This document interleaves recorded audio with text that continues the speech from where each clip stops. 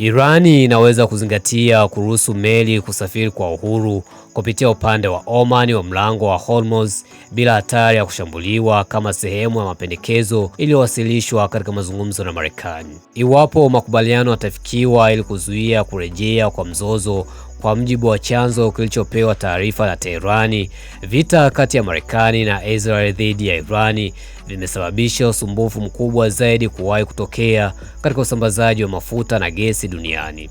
Kutokana na Irani kusitisha usafiri katika mlango huo ambao hupitisha takriban 20% ya mafuta dunia na gesi asilia iliyoyeyushwa ya LNG, mamia ya meli za mafuta na nyinginezo pamoja na mabaharia 20,000 wamekwama ndani ya Ghuba tangu vita vilipoanza Februari 28. Usitishaji mapigano wa wiki mbili ulianza April 8 na Rais wa Marekani Donald Trump alisema Jumatano kuwa vita vilikuwa karibu kumalizika, lakini udhibiti wa mlango wa Hormuz bado ni suala muhimu katika mazungumzo.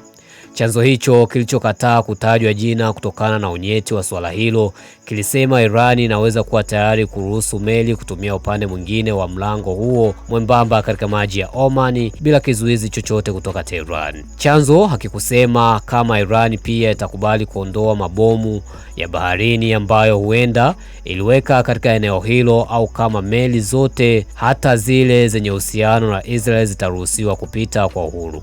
Hata hivyo, chanzo kiliongeza kuwa pendekezo hilo linategemea kama Washington iko tayari kukidhi matakwa ya Teherani, jambo ambalo ni msingi wa mafanikio yoyote yanayoweza kupatikana kuhusu mlango wa Hormuz.